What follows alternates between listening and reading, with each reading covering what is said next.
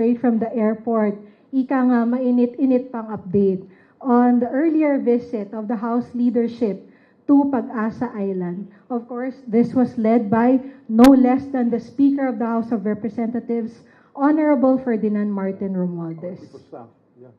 Okay. Good evening, sir. Of course, we would like to also acknowledge the presence of the AFP Chief of Staff, Romeo Bronner Jr., Ma'am Congresswoman Stella Kimbo, Majority Floor Leader Manuel Jose Dalipe, Chairperson of the Committee on Appropriations, Honorable Elizalde Co.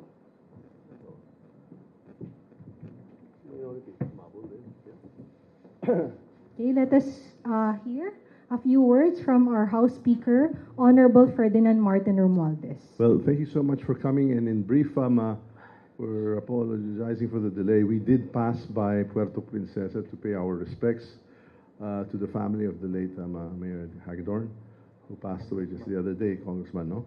And we also were at the Pagasa Island of part of the Calayan Island Group, and we are very grateful that we had no less than the Chief of Staff of the Armed Forces of the Philippines, General Browner, Romeo Browner, who's here with us.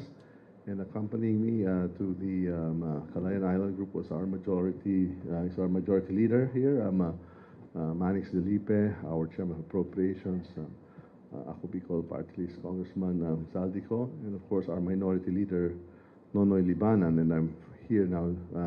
We are joined with our very, very hardworking Congresswoman from Marikina, our Senior Vice Chair of APRO, Stella Kimbo, and here our minority leader. Please join us over here at the table.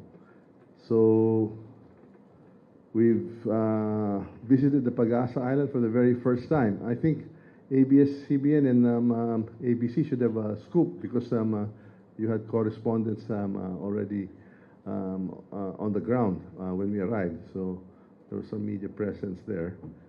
And the visit was spurred by the recent incident of the fisherman who passed away, and when there was that incident at the sea, and preliminary reports, although you might have even more advanced reports now, were that it could possibly have been a collision with the tanker Anna that collided with the fisherman's vessel at night in the foggy, dark weather. But nonetheless, we wanted to make sure that we took an opportunity to be in the area and to see what we, from our functions in Congress, could do to assist and to support the area's activities. For instance, for the fisher folks. So we're thinking of not only providing shelters for the fisher folk, but it has come to our knowledge that it is possible that transponders that are available from the BFAR should be installed in all fishing vessels in the area. I understand that there's a program that is being undertaken now, and only 2,000 out of the possible 3,000 vessels that are being equipped for free with transponders. These are the AIS systems, where in each vessel can be identified within the radar mapping system of other vessels as to the exact location and the identification or registry of the vessels with the AIS. So we'd like that to be fully implemented and even properly enforced so that we can avoid these unfortunate incidents.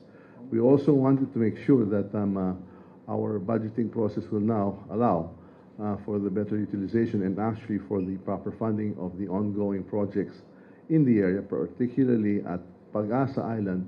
We landed in a very nicely cemented runway that can actually still be extended to accommodate larger and even jet aircraft.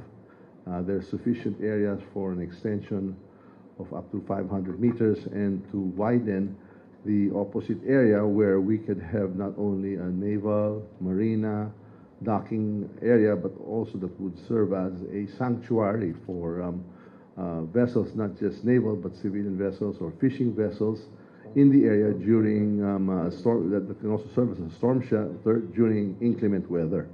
So we looked at those, and the contractors who were actually involved on the ongoing project were on hand to make further suggestions and recommendations. And we believe that beyond that, there are a lot of potentials in the area. Firstly, the Calayan Island Group is very vast and extensive, and being part of the Philippine territory, we feel that there are many possibilities there. Firstly, to provide the enforcement of our territorial integrity and national sovereignty in the area, but I think there are many things that we can do there. The beauty of the area is astounding. If you just go and visit there, you'll see how beautiful the place is. So there are many potentials. We're looking at the whole of government approach, not just funding the DND or the DOTR, but further to that, we believe that even funding, the local governments and the other possibilities, like even tourism. I will tell you, as we were flying over the Calayan Island groups, it's as if we were flying over the Maldives.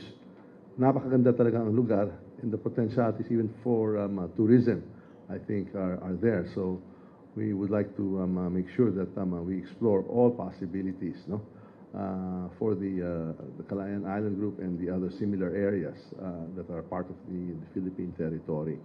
So we want to look at this, from a whole of government approach, and we would like to revisit the budget of the various departments that are involved here, not just the DND, not just the DOTR, obviously Public Works through the local congressional district and the municipality of KIG or Calayan, Pagasa Calayan, can be revisited. So we can do many things using all these devices. We left behind some solar powered lighting systems for all the residents in the Pagasa Island, and we feel that having an extensive setup of solar powered shelters that would provide not only light but the ability to communicate with radio and to have the basic functions, even up to storage, cold storage facilities for the fisher folk, and even having blast freezing facilities would also make a lot of sense because of the fairly large distances between the islands, and to make sure that the catch or the fish that are secured from the area are properly preserved and stored till they get to market. So marami tayong nakikita na napakaganda po ang Pagasa, pero siyempre kailangan ko sabihin, meron kami nakita mga Chinese vessels na nandun. We had our nice, we felt very secure because we were accompanied by our chief of staff. So we had a nice large Philippine naval ship, casting a very large shadow in the horizon. But in the opposite side, there was we noticed a white Chinese ship and some militia ships, and obviously within Philippine territory. So tinanong ko kay Vice Admiral Carlos kung naghingi ng permiso. Mukhang hindi pa yata, kaya siguro naman we want to also engage also our friends here from the Chinese embassy, and perhaps we can have conversations on how we can actually have protocols within the areas of the Philippine territorial integrity.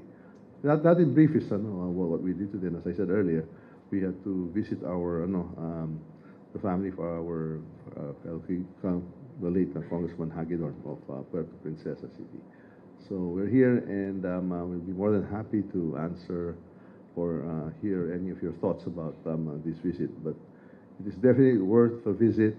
I'm telling you now, I think we should have more Filipinos visiting Pagasa, the Calayan Island Group, and we will then even encourage friends in the hospitality industry to set up, resorts or hotels in the area, because they're absolutely beautiful, the islands, and I think the potentials for development, putting ports, marinas, even a yacht club, for visiting sailors, I think are very much possible, having seen for ourselves the strategic location of the area and how it can bring so much for the people of the Philippines. So maraming salamat.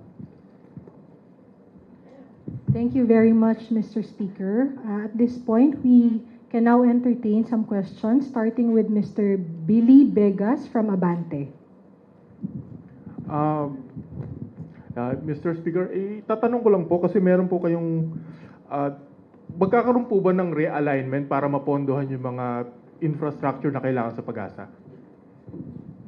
Well, actually, I'm going to defer to our chairman of appropriations and our senior vice chair of appropriations. But we are right now, we've created a small committee that's now reconciling, all the possible amendments to the GAP. No? And then as it is going to be transmitted to the Senate, and then eventually that will be going into a bicameral conference, no, to reconcile the different versions, no. So I think I'll leave this to Zaldi and Stella, but definitely we would like to recommend that not only the well, there was there was the much celebrated CIF, but that's just a small part of what we're looking at. We're looking at actually doing much more for Pagasa Island, the airstrip, and the naval port. I think we're looking at the totality of the island group in the area. And so we're not just going to look at the DND's budget, we will look at the DOTR, and where even the DPWH, the DOT. It's a whole of government approach to look at these islands because napaka-importante talaga kay itong bahagi nating bansa in a very strategic area. We are wanting to invest more of the resources because of the strategic importance and the value it brings to all of us. So I'll defer to Chair Saldi and of course to Stella, no, as to what we can do. Actually, the speaker is correct. That's what we're doing right now. It's not only the confidential funds that we're going to recommend, the small committee to recommend to the speaker, then going to the Senate, but also we, as discussed during our visit, is to provide additional funding in order for us to secure our sovereignty, and this is the time to be all in one as nation. That's this calls for a higher calling in every one of us. Stella? Well, yes, oo nga. Well, good evening po sa lahat. Well, just to add, of course, sa ngayon po, as you know, chinachap-chap po namin nga ang confidential and intelligence funds. More of yung confidential funds, but ang totality po niyan is only about 4.8 billion. And syempre po, hindi naman po masyadong malaki yan. So syempre, as we realign that, and kung kailangan pa ng dagdag na tulong para sa Pag-asa, syempre kailangan pa natin ng additional sources. So yun lang po. And just to add, ang deadline po namin para sa aming mga sarili na matapos ang amendments ng small committee is October 10.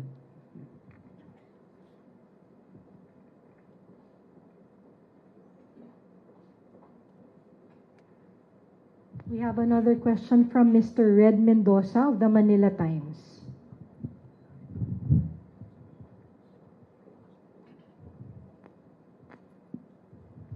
Good evening po, Mr. Speaker. Kong Kimbo, Kong Manix, Kong Zaldi, Kong Nonoy, Chief of Staff. Ask ko lang po kasi medyo mainit po ito ngayon kanina. May sinabi po si Vice President Sara Duterte sa kanyang speech kanina na about doon sa confidential funds. She basically defended the confidential funds and she said na, and I quote,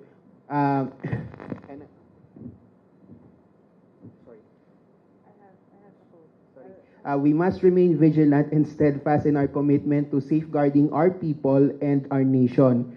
Makinig kayo sa lahat ng sinasabi sa palibot ninyo at tandaan ninyo, Kung sino man ang kumukontra sa confidential funds ay kumukontra sa kapayapaan. Kung sinong kumukontra sa kapayapaan ay kalaban ng bayan. So what can you say po sa statement na to ni VP?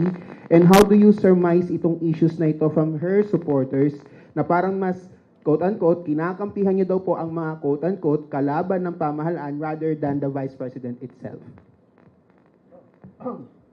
With respect to the confidential funds, we are all for the confidential funds, and we are all for peace, no, and or security, no. We are all for that. We are in total agreement that the utilization of confidential intelligence funds is to promote peace and security, and that's why we were in Pagasa today and looking at other ways how to make sure that peace and security of the country as a whole is protected. And so we know that you know, the West Philippine Sea has become a very, very top issue, no, of the day.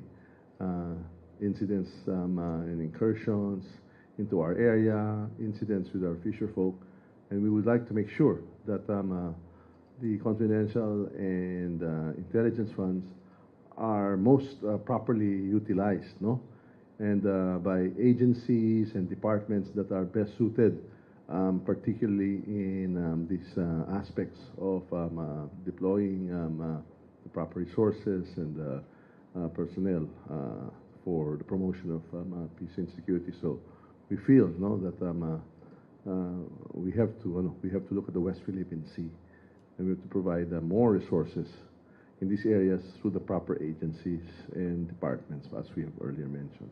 So yes, we are one with the Vice President in having to make sure that confidential and intelligence funds, you know, are always part of the equation, and of course, best left with the agencies and departments, no, that are most and best suited. And it's just a matter of prioritizing, no? Matter of prioritizing and making sure that, despite the confidential and the fact that they're called intel funds nature, the transparency and the best or the most appropriate manner in which it is deployed and utilized must also be observed, and that is why we are undergoing this whole process, and that's why, because of the recent incidents, we are also making sure that CIF is properly deployed for the West Philippine issues. Maraming salamat. Next question from Mr. Dwight De Leon of Rappler.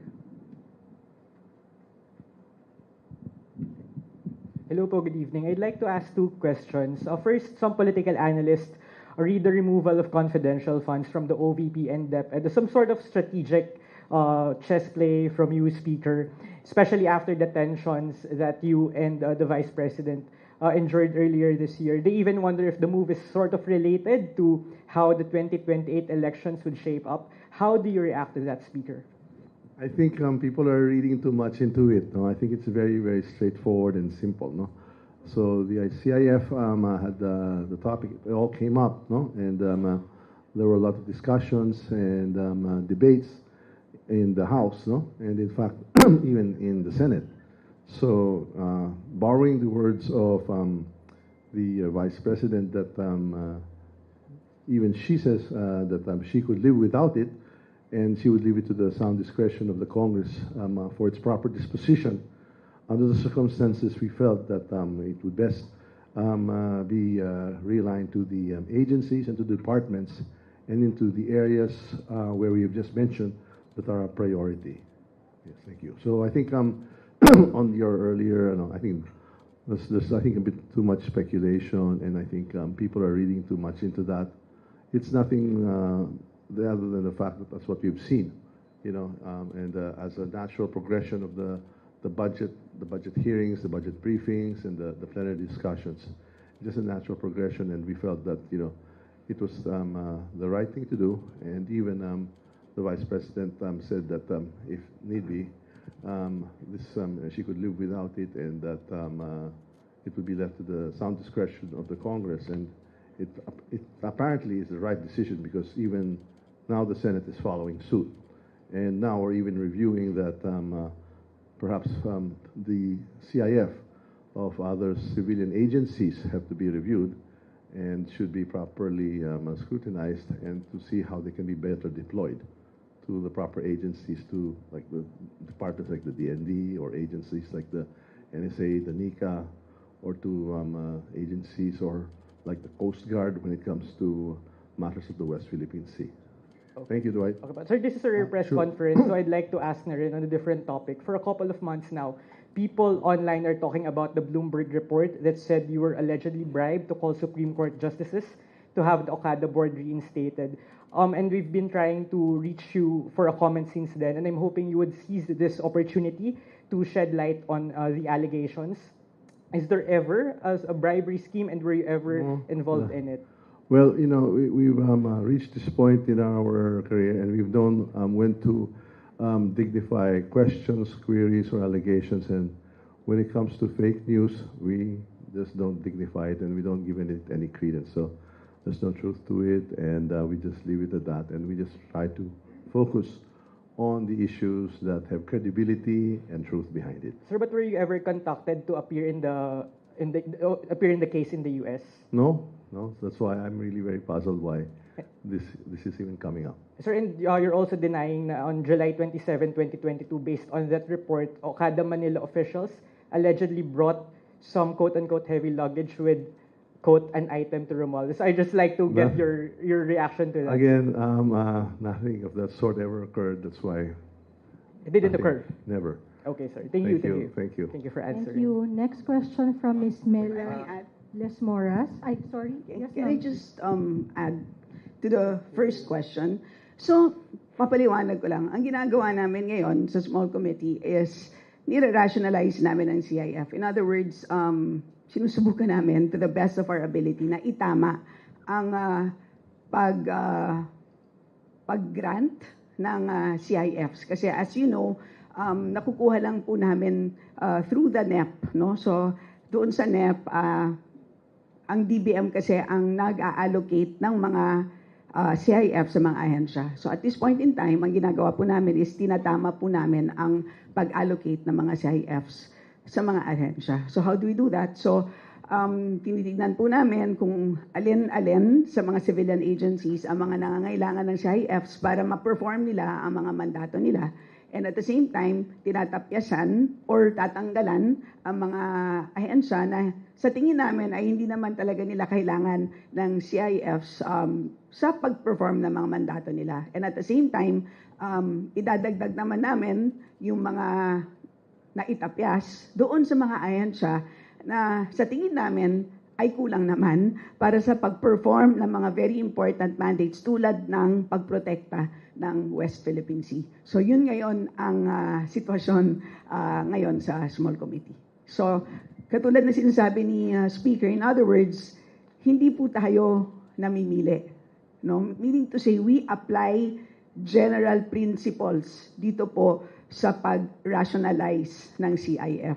So kumbaga, blind po, no? So hindi po namin tinitingnan kung sino yung ahensya na yan. We apply the general principles as uniformly as possible. Thank you very much, Speaker. Thank you, Kong Stella. Next question from Mela Lesmoras of PTV4. Hi, good evening po, Speaker Romualdez and our lawmakers, other lawmakers and AFP Chief. Speaker Romualdez, sa latest press con po ni President Ferdinand R. Marcos Jr., nabanggit niya na nagbigay na siya ng instruction sa inyo para nga dito sa iba yung pagtugon sa problema ng bigas, lalo na sa NCR. Can you give us more details? Ito po ba yung Malaya Rice Project? Kailan po ang launching nito? At ang tanong ng ating mga kababayan, paano kaya sila mapapabilang sa proyektong ito? Okay, we have a pilot project actually, and this is what we were just dubbing as Malaya Rice, which is like, I guess, freedom from all of the, rice burdens. So we are doing this in conjunction with the DSWD Secretary, Rex Gatchalian, and we envision in this pilot to cover all of the 33 congressional districts, and we've asked them to identify 10,000 of their indigent residents, no? So, kagaya po sa itong AIX, di ba? Basta may certificate of indigency, the senior citizens, yung mga solo parents, yung mga PWDs, etc., can apply or to be part of this program. And this will entail the giving out of the cash assistance of 1,000 pesos and almost 600 pesos worth of rice. That's approximately 15 kilos. No? And we would like to have this done and replicated in other metro areas.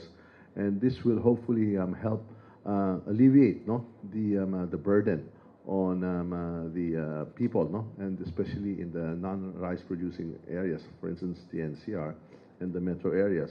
We'd like to fan out to areas such as the rice producing areas, and we would like to use this similar mechanism to buy the palay from the